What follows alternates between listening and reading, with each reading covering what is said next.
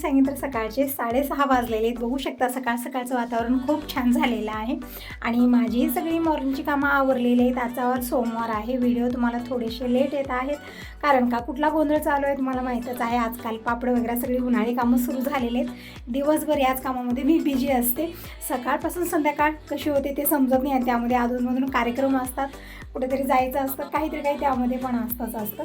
तर चला इकडे बाहेर रांगोळी काढायची राहिलेली होती तर अगोदर मी रांगोळी काढली. फुलं घेऊन आलेली आहे, जास्वंदी, दासाळ. आजकाल ही फुलं छान लागत आहेत. म्हणजे हिवाळ्यामध्ये थंडीमुळे लागत नव्हते पण आता फुलं छान लागत आहे सगळ्या झाडांना. म्हणजे पाणी पण देते ना सकाळी त्यामुळे फुलं छान लागतात. तर फुलं घेऊन आलेले, बाहेरचं मेन गेट ओढून आले आणि आता आलेली मी किचनमध्ये आणि अगोदर मी स्वयंपाकाची तयारी करून घेते. इकडे पूर्ण वरणाची तयारी करून ठेवली. म्हणजे कसाही स्वयंपाक असो अगोदर वरण भात हे बनणार, सगळ्यांचं फेवरेट आहे. याच्याशिवाय कुणाचंही जेवण पूर्ण होत नाही. काल हे रवा भाजलेला होता, रात्री मी उपमा बनवलेला होता तर उरलेला रवा मी डब्यात भरून ठेवला. म्हणजे 2 किलो आणलेले, त्याचा डबा वेगळा आहे पण हे रवा भाजलेला आहे त्यामुळे वेगळ्या डब्यात काढून ठेवला. आता कधी उपमा शिरा बनेल त्यावेळेस करण्यासाठी वेगळं ठेवलेलं आहे. घाईगडबडी होऊन पण जातं थोडंसं भाजून ठेवल्यामुळे. इकडे माझी काय शोधाशोध सुरू होती तर हे छोटं भांडं जे छोटं तांबे आहे ना ते मी शोधत होते. म्हणजे यामध्ये मी अभिषेकसाठी कच्चं दूध काढत आहे. म्हणजे आज सोमवार आहे, महादेवाच्या मंदिरात जाते मी प्रत्येक सोमवारी. तर दूध गरम करण्या अगोदर कच्चं दूध मी काढून खिडकीत ठेवलेलं आहे आणि दूध बाकीचं मी सगळं गरम करायला ठेवलं. तिकडे भात पण बनलेला आहे. आता भाजीमध्ये आज बनणार चवळी आणि भाजी आवऱ्याची मिक्स भाजी बनवणार आहे. कारण चवळीच्या शेंगाची भाजी एक वेळा बनलेली होती, जे थोडेफार राहिलेले होते ते आज पुरणार नाही म्हणून मी त्यामध्ये मिक्स करून करणार आहे. तर सगळी चवळी जी आहे ना ते मी घेतलेली आहे. आता यामध्ये हे अर्धे मी भाजी आवऱ्याची शेंगा टाकलेत. म्हणजे या सगळ्या भाज्या मी निवडूनच ठेवत असते. जेव्हाही घाईगडबड असते, सकाळी सगळ्यांनाच घाईगडबड असते तर भाज्या रात्रीच मी निवडून ठेवायचं काम करत असते. कारण सकाळी गोंधळ नको, घाईगडबड नको, पटकन होऊन जातं. थोडीफार कामं आवरून ठेवली म्हणजे नियोजन खूप गरजेचं आहे. त्याच वेळेत आपण विचार करणं आणि त्याच वेळेत करणं होणार नाही. लेट खूप होतं आणि दुसऱ्या कामाला पुन्हा लेट होतो, असं होत असतं. म्हणून मी थोडीफार तयारी रात्रीच करून ठेवत असते. नियोजन खूप गरजेचं असतो. तर इकडे मी चवळी आणि जे भाजी आवऱ्याची शेंगा आहे ते थोडंसं पाणी टाकून शिजत ठेवलेलं आहे. म्हणजे अर्धवट शिजवून घ्यायचं आहे, कुक करून घ्यायचं आहे. तोपर्यंत मी इकडे बाकीची तयारी करून घेत आहे. आता जी ही भाजी वरण बनणार त्या हिशोबानं कांदा, लसूण हे सगळं मी तयारी करून घेतलेली आहे. म्हणजे चिरणं, वाटणं, कुटणं सगळं झालेलं आहे. कोथिंबीर चिरून ठेवली आणि कालचं पण दूध ठेवलेलं होतं त्यामुळे दोन्ही दूध मी एकत्र केले. म्हणजे अगोदरच मिक्स करायचं नाही, अगोदर दोन्ही दूध मी वेगवेगळे गरम केले, नंतर मिक्स केलं आणि गरम करून खिडकीत ठेवलेलं आहे. आता साय येत राहील आणि अधूनमधून माझी अशी साफसफाईची कामं चालत असतात. म्हणजे वेगळा वेळ भेटत नाही, जसं दिसलं तसं मी करत असते. तर इकडं डबे ठेवलेले असतात. ते डबे काढल्यानंतर थोडीशी धूळ दिसली ना त्या सीटवरती अलमारीतल्या तर मी संग ओल्या कपड्यानं स्वच्छ पुसून घेते आणि नंतर तिथे डबे ठेवत असते. दररोज ही स्वच्छता खूप गरजेची आहे कारण धूळ खूप येत आहे आजकाल आणि आपण एक म्हणजे नंतर करूया या नादामध्ये ना खूप धूळ जमते तिथं आपल्याला करणं होत नाही. त्यामुळे संग मी करत असते. तर इकडे वरणाला मी तडका दिले, तुम्हाला बोलत भात पण बनलेला आहे आणि या ज्या शेंगा मी शिजत ठेवलेल्या होत्या त्या पण शिजलेल्या आहेत. आता पटकन मी तडका देते. तर इकडे लसूण अगोदर मी वाटून घेतलेलं आहे. कढई ठेवलेली, लोखंडी कढईमध्ये भाजी बनवत आहे. कढई छान गरम झालेली आहे. एक वेळा कढई गरम झाली ना कुठेही प्रोसेसिंग थांबत नाही, भाजी छान बनते यामध्ये.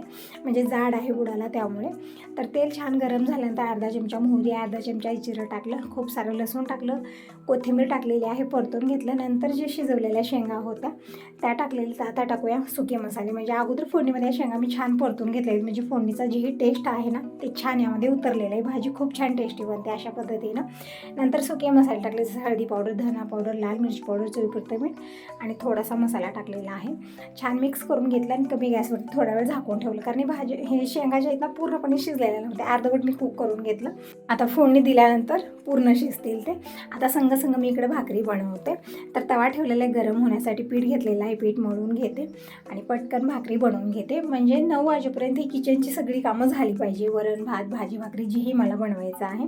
त्यानंतर जे आहे ना देवपूजा आणि पुढची कामं खूप सारी होऊन जातात जी दिवसभर मी आवरत आहे. तुम्ही म्हणत होता ते पोह्याचे पापड बनव, उपवासाचे पापड बनव. तर हो, आता मी बनवायला सुरुवात केलेली आहे आणि असं म्हणत आहे 16 तारखेपर्यंतच बनवायचं. म्हणजे त्यानंतर पाऊस येणार आहे. पावसामध्ये तर आपण बनवू शकत नाही. जेही बनवायचं आहे 16 तारखेपर्यंत बनवायचं. त्यानंतर परत मग गुढीपाडवा, काठी बसणं, काठीवरतीही काही केलं जात नाही. जेही आपल्याला करायचं आहे 16 तारखेपर्यंतच करायचं आहे कारण पाऊस आल्यानंतर काही ऑप्शन आपल्याकडे राहणार नाही. जेही बनवायला सगळं नुकसान होणार आहे. म्हणून दररोज एक मी बनवत आहे पापड. 2 दिवस मी पापडं बनवले आणि 1 दिवस मी कुरड्या बनवल्यात, तो पण व्हिडिओ तुम्हाला आलेला आहे. आता साबुदाण्याचे पापड म्हणजे उपवासाचे पापड मी बनवणार आहे. त्यानंतर सजगुऱ्याची खारोडी आणि पोह्याचे पापड तुम्ही म्हणत होता, पोह्याचे पापड. तर दररोज एक मी रेसिपी शेअर करेन तुम्हाला कशा पद्धतीने मी करत आहे. तर इकडे तुम्हाला बोलत बघू शकता जेवरच्या सगळ्या भाकरी मी बनवून घेतलेल्या आहेत. किचनही स्वच्छ करून घेतलं संघ आणि यावरती मी दुधाचं पातेलं ठेवलेलं आहे. अगोदर टिफिन भरते, थोड्या वेळात दिनेश पप्पा येतील नेण्यासाठी. आल्यानंतर त्यांना वेट करायला नको, त्यांना खूप घाई गडबड असते. त्यानंतर मी निवांत देवपूजा करते. आज ना थोडासा मला लेट झालेला आहे. प्रत्येक सोमवारी कसं मी दिनेशच्या पप्पालाच घेऊन जात असते महादेवाच्या मंदिरामध्ये, पण आज मलाच लेट झालेला आहे थोडासा. तर अगोदर मी टिफिन भरून ठेवते, देवपूजा करते. तोपर्यंत दिनेश पप्पा आले तर ठीकच आहे, आणि थोडंसं लवकर आहे तर मी टिफिन घेऊन ते जातील.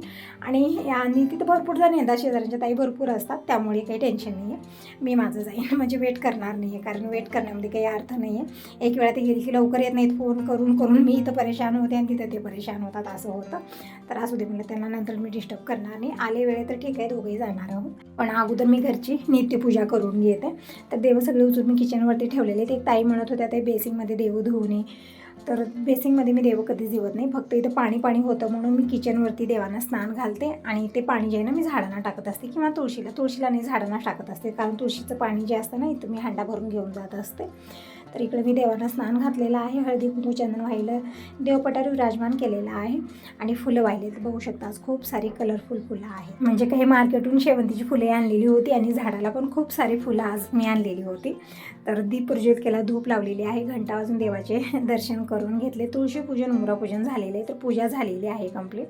आता मी इकडं महादेवाच्या मंदिरात जाण्यासाठी इकडे पूजेची ताटली तयार करत आहे. तर तुपाचा दिवा घेतलेला आहे, फुलं घेतलेले आहेत, पंचपाळ, यामध्ये हळदी कुंकू चंदन परत तांदूळ हे सगळं आहे, आणि तीर्थ बनवून घेतलेलं आहे. कच्चं दूध, दही, मोळाचं मध, तूप, साखर, तर हे तीर्थ बनलेलं आहे. इकडं गंध घेतलेले, साखर, तांदूळ वाटीमध्ये घेतलेले आहेत. तर ही सगळी पूजेची ताटली मी इकडे तयार करून घेतली. पाण्याचा तांब्या घेतलेला आहे. तर आता मी अगोदर मंदिरात जाऊन इथे धूप आणि काळी डबी पण घेतलेली आहे. तर चला, आज थोडासा मला लेट झालेला आहे. प्रत्येक सोमवारी 9 वाजेपर्यंत सगळं आवरून मी जात होते, पण आज थोडासा मला लेट झाला, म्हणजे 10 साडेदहा वाजले आहेत. आता खूपच लेट झालेलं आहे. तर असं इथं समोरच आहे महादेवाचं मंदिर, जास्त दूर नाही आहे, पण इथं ना एकटे यायला भीती वाटते, कारण वानेरं खूप असतात इकडे, त्यामुळे. पण आजूबाजूच्या ताई आलेल्या होत्या, तर सगळ्यांनी मी मिळून महादेवाची पूजा म्हणजे अभिषेक केला अगोदर, नंतर मी पूजा केली, आरती केली, आणि मनोभावे देवाचे दर्शन करून आता मी घरी आलेले आहे. आल्यानंतर थोडीफार घरची कामं आवरली. भांडी खूप जास्त झाली होती, अगोदर मी भांडी घासून घेतली, कपडे धुवून घेतले, आणि अगोदर मी इकडे हरभरे भिजत घालते, म्हणजे हरभरे रात्रीच घेऊन आलेले डाळीसाठी. तर मला थोडीशी हरभऱ्याची उसळ बनवून बघूया. म्हणजे काय होतं ना, एक वेळा असं हरभरे येतात की अर्धे भिजतात आणि अर्धे भिजतच नाही आहेत, म्हणून मी इकडे हरभरे घेतले, आणि यामध्ये खूप सारं चिक्कल म्हणजे माती होती, त्यामुळे चिक्कल झालेलं होतं. तर 2-3 वेळा धुवून मी हरभऱ्याच्या डबल पाणी टाकून झाकून ठेवलेलं आहे. आता बघूया संध्याकाळपर्यंत कसे फुलतील ते. आणि इकडे ही थोडीशी चिंच होती, त्यामध्ये मला वाटतं किडे वगैरे झालेले, खूप दिवस घालून ठेवलेलं होतं. तर ही चिंच पण मी उन्हाला ठेवणार आहे, ते वरती घेऊन जाते. ऊन खूप भयानक आहे यावेळेत. पण मला कुरड्या काढायच्या आहेत. काल मी कुरड्या बनवलेल्या होत्या, पण काल काय मी काढलेलं नाही आहे. तर आज मी कुरड्या काढणार आहे, कारण ते जाड असतात ना कुरड्या, त्यामुळे 1 दिवस 2 दिवस ठेवलं तरी पण चालतं, काही हरकत नाही आहे. तर आलेले आहे वरती, बघू शकता. ऊन खूप जास्त आहे, आणि जे अगोदर पापड बनवलेले होते ते पण मी इथंच ठेवलेले आहेत उन्हाला, पण कवर केलेलं आहे. नाहीतरी हवा आल्यामुळे एकही पापड राहणारे सगळे उडून जातील, आणि वानेरांचा त्रास आहेच आहे. तर इकडे थोड्याशा तुरीच्या शेंगा ठेवल्या होत्या. जेव्हा मी तुरी ठेवलेल्या होत्या ना, सगळ्या शेंगा वरती आलेल्या होत्या, तर ते मी अशाच उन्हाला ठेवल्या, छान वाळलेले. तर मीठ घेऊन ते शेंगा वाटलेले आहेत तिथं, पूर्णपणे तुरी जे आहेत ना ते निघालेले आहेत व्यवस्थित. आता नंतर फटकून घेते. आता ही जी चिंच आहे ना ती मी चाळणीमध्येच ठेवलेली आहे अशा प्रकारे, पण मला वाटलं नंतर खालीच घालावं, कारण 1-2 किडे दिसत होते यामध्ये, त्यामुळे ते तितकं व्यवस्थित वाळत नव्हतं, कारण खूप दाट झालेलं होतं यामध्ये, म्हणून मी नंतर भुईलाच घातलेलं होतं. आणि कुरड्या ज्या आहेत ना मी ते झाकून ठेवलेल्या होत्या रात्री. आता काढून बघूया कशा झालेल्या आहेत, आणि पाणी शिंपून या कुरड्या काढून घेते आणि पलटून टाकते, म्हणजे लवकर हे वाळल्या जातील. थोड्याशा जाड असतात ना, 1-2 दिवस उन्हालाच ठेवायचं आहे मला हे, पण कवर करून ठेवायचं आहे, काही ठेवायचं आहे कवर करून ठेवायचं, असं ठेवू शकत नाही मी. तर बघू शकता कसं वातावरण झालेले, ऊन खूप भयानक आहे. इव्हनिंगची वेळ झाली तरी पण ऊन खूप आहे, असं वाटतं की दुपार आहे आता, पण 4 वाजलेले आहेत, खूप लेट झालेला आहे. दिवसभर असंच ऊन असतं, आणि पौर्णिमेपासून असाच गोंधळ आहे. उन्हामध्येच माझी कामं होत असतात, त्या उन्हामध्ये दिवसभर धावपळ वरती खाली किती जरा होतात त्याचा काही हिशोब नाही आहे, कारण ही कामं आपली उन्हातलीच आहेत. तर इकडे मी पाणी शिंपलेलं आहे, आणि ही चिंच ज्यानं मी चाळणी ठेवलेली होती, नंतर वाटलं की बाबा नाही आता खाली घालावी याला, म्हणजे थोडंसं लवकर गरम होईल, आणि जी ही जाळी बनलेली सगळी निघून जाईल यामधली. इकडे चिंच जी आहे ना एकात एक असं चिटकून बसलेली, ती सगळी मी वेगळी केलेली, छान मोकळी केलेली आहे. आणि छान मी असं म्हणजे ही आरशीची ना खूप गरम झाली, छान तापलेली आहे, त्यामुळे थोडंसं लवकर हे वाढ जायची, छान गरम झालेली होती अगदी अर्ध्या तासामध्येच. तर इकडं आता कुरड्या काढून घेऊया. तर पाणी शिंपलेलं आहे आणि कुरड्या एकदम सोप्या पद्धतीने निघतात. मी काही आलट पलट याला काही केलं नाही. जसं पापडाला आपण हे कपडा पलटून टाकायचं, पाणी शिंपायचं आणि मग काढायचं, पण कुरड्याला तसं करायला गेलं ना कुरड्या सगळ्या खालीच जातील असं होतं. म्हणून मी असं शिंपलेले, थोडंसं पाणी जास्त नाही टाकलं.